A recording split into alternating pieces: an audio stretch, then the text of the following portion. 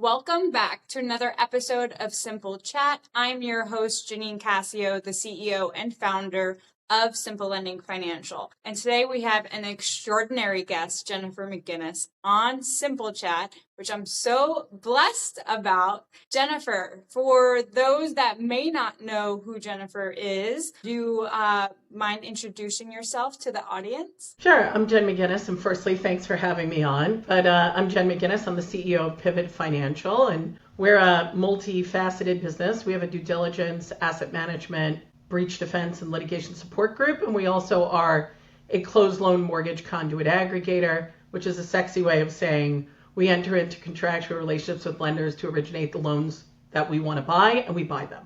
So that's what I do today. Over the course of my career, I've basically built and run the full life cycle of mortgage and structured finance and servicing and asset management. And, I'm excited about chatting with you today, Janine, and seeing what you're going to throw at me. So I'm all in. I'm so happy you're here. I mean, you've been an entrepreneur for so long and have built awesome businesses. That can be very challenging just to be an entrepreneur. And I'm sure you've had to solve a lot of problems and go through a lot of obstacles. What would be your main why? So I'm a big fan of, for example, Sherlock Holmes, right? And for me, there's a lot of challenges and questions that need to be answered in the market in order to optimize things. So for me, I'd say what still drives me to this day and has been the coolest part of my career has been the fact that I have built and done things that have never been done before or solved for solutions outcomes to make the market or products better. I really think that,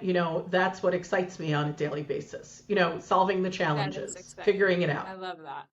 And, being a woman and on the top and a leader in this space like you are, do you feel like being a woman, maybe there were a little bit more obstacles for you and challenges or internal beliefs that you had to overcome? Well, I was raised on a Wall Street trading desk, right? And, this is 25 plus years ago. And, the first Wall Street trading desk I was on had cigars and bourbon bottles still on it, right? And today, you can't get a job on a Wall Street trading desk unless you went to the best Ivy League school in the world. Back then, you needed a high school diploma, right? But needless to say, I have a couple more degrees than that. But I was literally the only woman. The only other women that were on that original trading desk were the administrative assistants. So I would say, when you're young, that's definitely can be overwhelming or possibly, make you a little insecure. For me, I looked at it more as a challenge, right? Okay, we got all these dudes around us. Why aren't there more women here? And let's figure out, the answer, but let's collaborate and get great business done and revenue production and all of that. So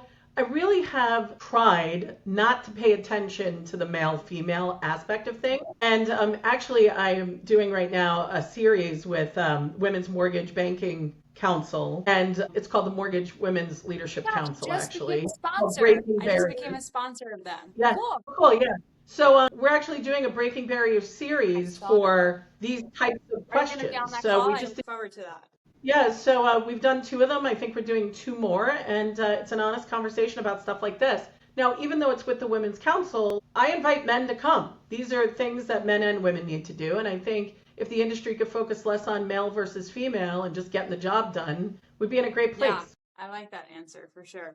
What would you say, to Jennifer maybe 10, 15 years ago? Would you give any piece of advice if you're talking to your younger self, or even for someone like me just starting out and just becoming a real entrepreneur in this space? Yeah, I think my advice would be relax. Okay, everybody wants to get things done in inhumane amounts of time, right? And I think the more that you can focus on where your best value adds are, the better.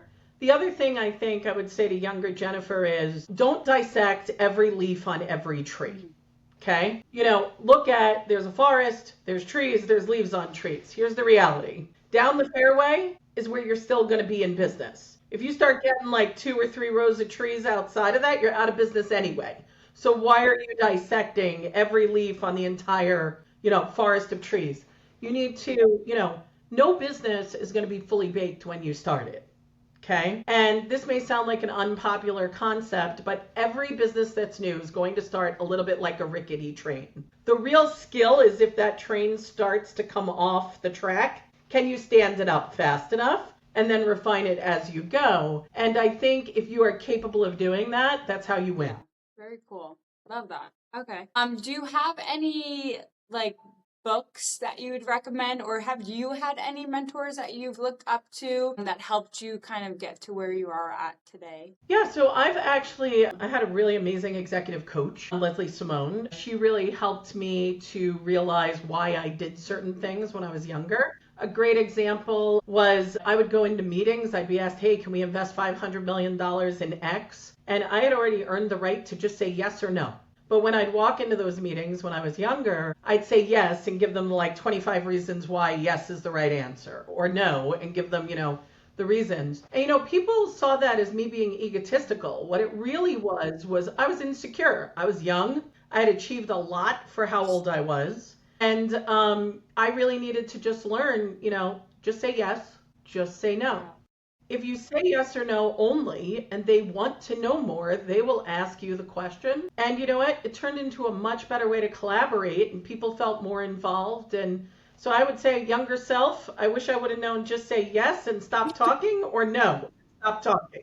The other thing I'd say, to women or younger entrepreneurs is you don't always have to be speaking. Silence can actually be very, very powerful, right? And assuming what somebody is going to ask you and answering it before they ask will never serve you well. So wait for the question before you answer. Love that. So I personally practice like a lot of mindfulness and like self-reflection, and I do a lot of yoga and meditation and things like that. Like, so what it's kind of sounding like is like, the power of saying less, like coming inward more. And do you have, I know you had an executive coach, but do you have any other tips and tricks you use to practice that reflection of, or, just kind of coming inward more? Yeah, and I think that you need to have inward self-thought, but then you also have to be able to communicate with the right players or collaborators in order to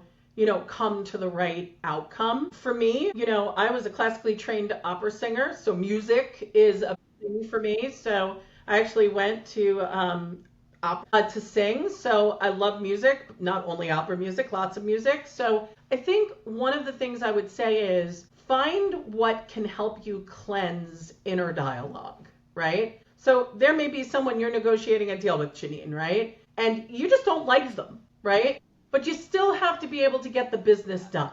Well, if you go into that conversation within your head, I just don't like this dude over and over again, or woman, all they're going to hear, no matter how hard you try, is I don't like you. So you've got to find the way to de-trigger. For me, it's always been music. I'll put, in some earbuds, blast some music, put me in a better frame of mind, and then I can have the conversation without the other noise in my head. So I would say, for me, music takes me to a place where I can be in that neutral zone. Yeah. I think everybody needs to find their own way to get there. For sure. I actually was reading the book Magic of Believing, and they were saying exactly what you were describing, is that if you're having these internal negative thoughts, like people actually can pick up the energy and feel that even like across a room, which is wild. But being that you've grown up on Wall Street, I think a lot of people as entrepreneurs kind of run into like, the question of like, what's holding you back? And one of them is raising capital. But being that you've like been around Wall Street, like, do you have like a tip or trick you want to throw at the audience that's like kind of for people that are looking to raise capital right now? I think raising capital is extremely broad, right? Are you looking to raise equity capital? Are you looking to have more capital to lend more and you need a takeout?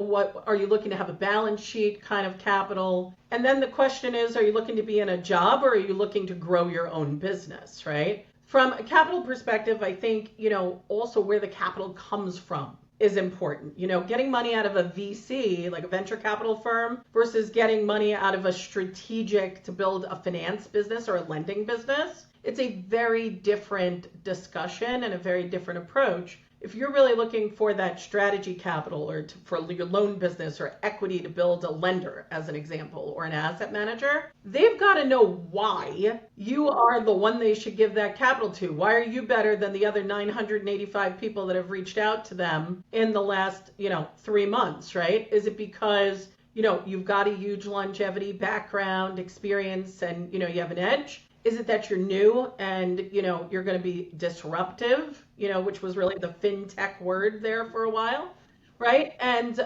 you have to really own what you're looking to do. You also have to be open to hearing no more times than I care to mention before you hear yes. But instead of getting pissed off about that, right, you want to take that and you want to go, all right, I see where they're coming from on that. What can I adjust to address that, right? Who can I bring on board if I can't address it on our own, to round that out, if they're even understanding what my business model is, right? So you have to find the right partner, not just the right dollars.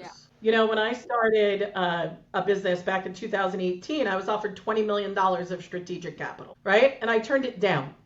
And the reason I turned it down is because I knew the strategic partner would not let me build what I wanted to build. That's powerful. And instead, I spent a couple $1 million of my own money. And, that's a hard decision for people to make. But I also think it speaks to, who are you, the person running the business? Are you willing to put your own money into your concept, right? Or are you going to take everybody else's money and have no skin in the game yourself? The ones that'll win, in my opinion, have skin in the game. And even if it wasn't capital, because let's say you're younger or you're starting newer, right? Well, where's your equity skin in the game? What are you willing to give up if you fail or need additional assistance? And, nothing is ever going to be perfect. Everybody's going to fail a little or a lot, and that's going to teach you something, right? Just because somebody's willing to give you the money doesn't necessarily mean that's the money you should take. So I think that's something to keep in mind as well. Wow.